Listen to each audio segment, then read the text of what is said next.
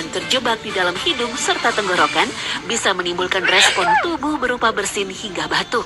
Ketika bersin, mata secara alamiah akan menutup tanpa disengaja dan sulit bila ingin dipaksa terbuka. Pasalnya, ketika otak menerima sinyal untuk bersin, mata juga akan menangkap sinyal untuk segera menutup. Itu sebabnya, sekeras apapun usaha manusia untuk tidak menutup mata saat bersin, namun tetap saja, pada akhirnya mata tetap akan tertutup juga.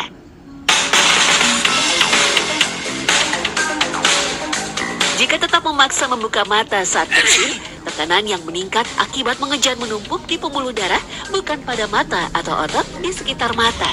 Tekanan vaskular ini dapat menyebabkan pecahnya kapiler yang merupakan pembuluh darah terkecil di tubuh yang sering terlihat di bola mata atau wajah. Bersin itu sebagai pertahanan tubuh kita untuk mengeluarkan. Mungkin sama juga seperti batuk ya, batuk juga ketika kita ada iritan atau gatal di bagian tenggorokan karena mungkin inflamasi, itu mau dikeluarkan. Nah, bersin juga sama. Bersin juga tak boleh ditahan. Saat kamu menahan bersin, tekanan udara yang seharusnya keluar melalui tenggorokan akan masuk kembali melalui rongga sinus menuju kepala dan rongga dada. Kondisi ini menyebabkan tekanan dalam tubuh mengalami peningkatan hingga 5 kali lipat dan dapat merusak organ tubuh. Nah, tekanan udara yang tertahan dalam tubuh ini akan naik ke saluran pendengaran dan menyebabkan pecahnya gendang telinga. Kondisi ini bisa membuat kamu mengalami gangguan pendengaran secara permanen. Banyak orang yang menyepelekan bersin, padahal partikel cipratan bersin yang dikeluarkan bisa terbang hingga 5 langkah kaki atau lebih. Kumannya bahkan bisa menyebar sejauh 5 meter. Hal ini bisa terjadi karena reaksi bersin yang cukup kuat serta ukuran partikel cipratan yang cukup kecil. Jadi, partikel bisa menempuh jarak yang cukup jauh.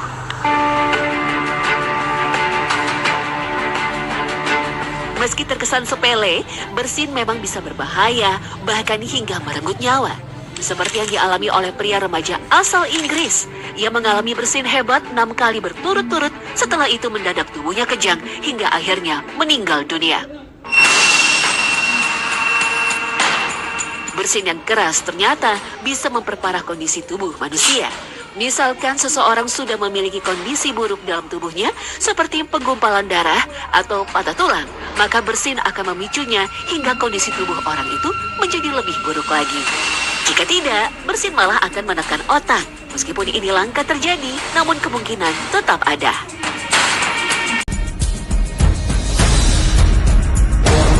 Itu tadi bersin itu kan gerakan mengeluarkan. Jadi namanya gerakan mengeluarkan, dia juga akan otot-otot kita itu akan istilahnya berkumpul menjadi satu, membuat tadi kekuatan itu, tekanan yang tadi, iritan-iritan itu bisa keluar dari bersin-bersin seperti itu.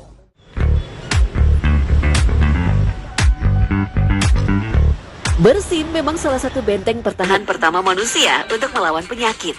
Makanya ia juga sekaligus menjadi pertanda seseorang terserang penyakit. Gejala-gejala penyakit seperti flu dan pilek, infeksi virus, dan rinitis umumnya ditandai dengan bersin-bersin. Namun, sebagian orang beranggapan bersin tak hanya soal urusan medis semata. Bersin kerap dikaitkan dengan hal-hal spiritual.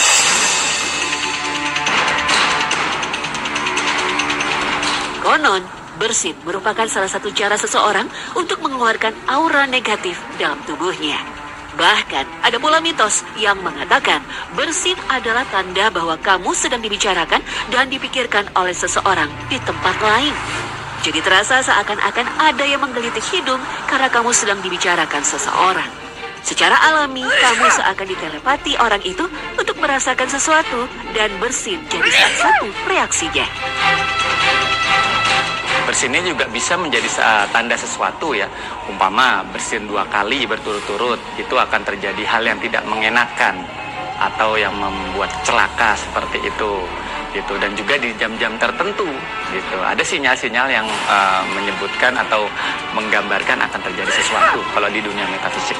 Kalau yang menandakan hal buruk ya, itu yang terjadi jam 7 malam sampai jam 8. Jam 7 malam sampai jam 8 dan juga jam 10 malam sampai jam 11 malam, seperti itu.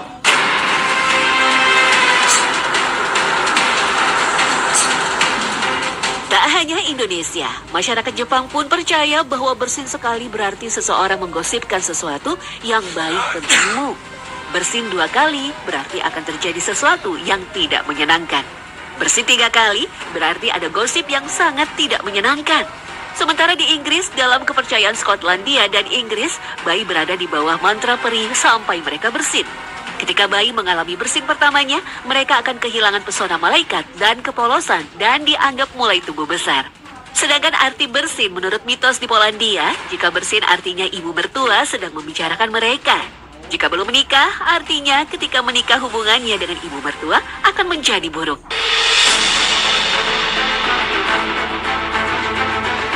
Tak hanya bersin saja, menggigil juga merupakan reaksi refleks tubuh yang merespon kedinginan. Sama halnya dengan bersin, menggigil juga kerap dikaitkan dengan dunia metafisika sebagai pertanda datangnya makhluk tak kasat mata. Menggigil dipercaya sebagai benturan energi positif dan negatif, di mana sinyal positif dari makhluk astral yang mendekat ke kita, sedangkan panasnya suhu tubuh akan sinyal negatif.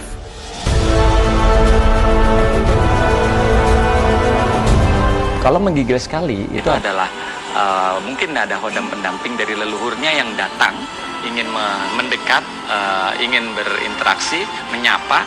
Ya, tapi kan sedikit sekali manusia bisa berinteraksi atau melihat dengan masa jin ya. Kalau jin kan bisa, semuanya bisa melihat manusia.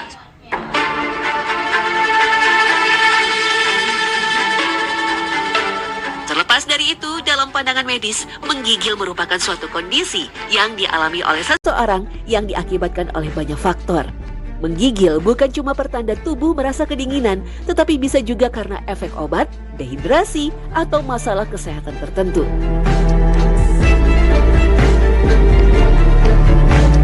Rasa ketakutan yang berlebih pun dapat menyebabkan tubuh menggigil. Ketakutan memicu sistem saraf simpatik, salah satu bagian dari sistem saraf yang bertanggung jawab untuk merespons stres atau ancaman.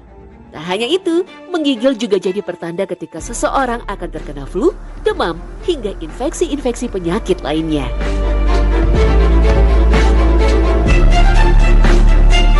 Menggigil ini kan reaksi tubuh atas ketidakseimbangan suhu di luar dengan suhu di dalamnya. Jadi suhu dalam tubuh kita. Jadi mungkin tubuh kita itu punya yang namanya termoregulasi. Jadi ada otak kita namanya hipotalamus, itu tempat di mana meregulasi suhu. Jika kita ada perbedaan, itu salah satu efek untuk memberitahu sinyal kepada tubuh kita bahwa oh, tubuh harus segera menyeimbangkan suhu dengan yang di luar.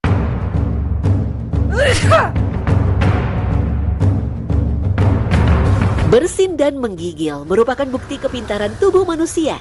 Tubuh secara otomatis bereaksi sendiri terhadap bakteri atau virus yang menyerang manusia.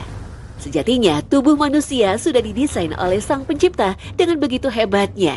Tinggal bagaimana kita menjaga tubuh kita dengan baik.